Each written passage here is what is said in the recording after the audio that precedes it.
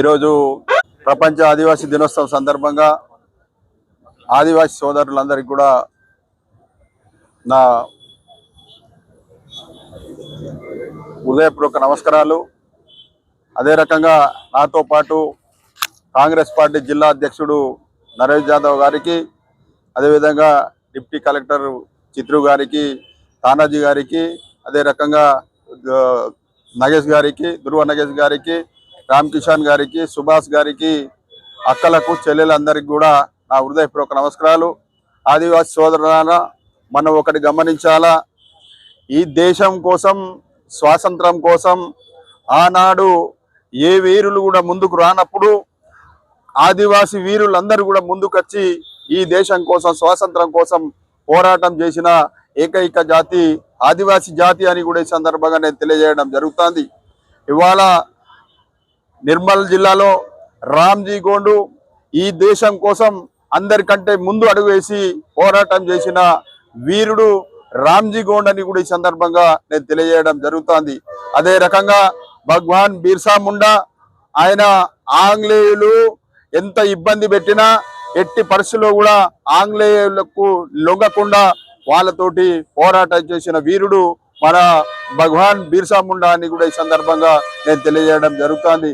అదే రకంగా ఇవాళ గౌరవ రాష్ట్రపతి ముర్ము గారు సంతాల్ తెగకు సంబంధించిన ఆదివాసులు ఎవరైతే ఉన్నారో ఆనాడు దేశం కోసం ఆంగ్లేయులకు తిరుగుబాటు చేసి దాదాపుగా 30-40 వేల మంది అమరులు కావడం జరిగింది. అందుకోసమే ఆదివాసీ సోదరులారా, మనమందరం ప్రపంచ ఆదివాసీ దినాన్ని ఘనంగా జరుపుకోవాలా. మన సంస్కృతి సాంప్రదాయం ఈ దేశానికి నేర్పిన జాతి ఏదన్నా ఉన్నది అంటే అది ఆదివాసీ జాతి అని కూడా ఈ సందర్భంగా నేను తెలియజేయడం జరుగుతుంది. కాబట్టి మనమందరం కూడా ప్రపంచ ఆదివాసీ దినోత్సవాన్ని ఘనంగా జరుపుకోవాలి. సంస్కృతి సాంప్రదాయాన్ని కాపాడుతూ రాబోయే తరం మన పౌరులకు కూడా సంస్కృతి సాంప్రదాయాన్ని నేర్పే విధంగా మన సంస్కృతి సాంప్రదాయాన్ని కాపాడాల్సిన బాధ్యత కూడా మన మీద ఉన్నదని కూడా ఈ సందర్భంగా తెలియజేయడం జరుగుతుంది. కాబట్టి ఏది ఏమైనా ఖచ్చితంగా ఆదివాసీ సోదరులందరూ కూడా ఏకతాటిగా ఉండి మనం అందరం కూడా మా సమస్యలన్నింటినీ కూడా పరిష్కారం చేయడానికి ప్రయత్నం చేద్దామని కూడా ఈ సందర్భంగా నేను తెలియజేయడం జరుగుతుంది.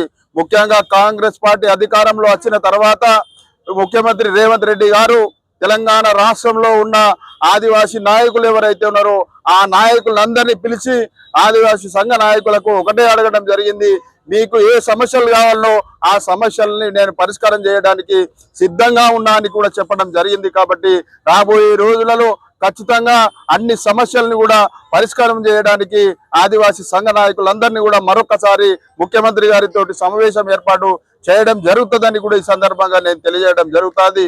ఈ దేశానికి స్వాతంత్రం వచ్చి 70 సంవత్సరాలు దాటినా కూడా ఏ ముఖ్యమంత్రి కూడా ఆదివాసుల గురించి ఏనాడు కూడా పట్టించుకోలేదు. కానీ రాష్ట్ర ముఖ్యమంత్రి గారు ఆదివాసులను తప్పనిసరిగా వాళ్ళనందరినీ కూడా ఆదుకోవాలా, వాళ్ళను కూడా అందరికీతో సమానంగా వాళ్ళను అభివృద్ధి చేయాలన్న దిశలో ఈ రోజు కాంగ్రెస్ పార్టీ ముందుకు పోవడం జరుగుతుంది. ఇవాళ తోటి కులం సంబంధించిన ఆదివాసీ ప్రజలు ఎవరైతే ఉన్నారో వాళ్లకు ఇప్పటి వరకు ఏ రాష్ట్ర ముఖ్యమంత్రి, ఏ ప్రభుత్వం కూడా ఆదుకోలేదు.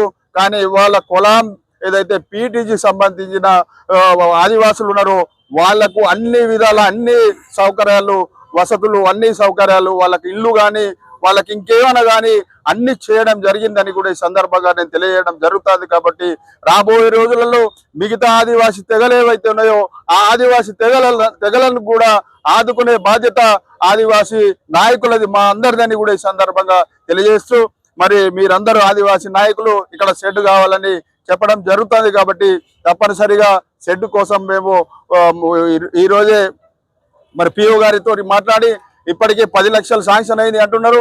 ఇంకో 15 లక్షలు ఇచ్చే బాధ్యత కాంగ్రెస్ ప్రభుత్వాన్ని కూడా ఈ సందర్భంగా మరొక్కసారి అందరికి కూడా హృదయపూర్వక నమస్కారాలు చెప్తూ నేను సెలవు తీసుకుంటున్నాను.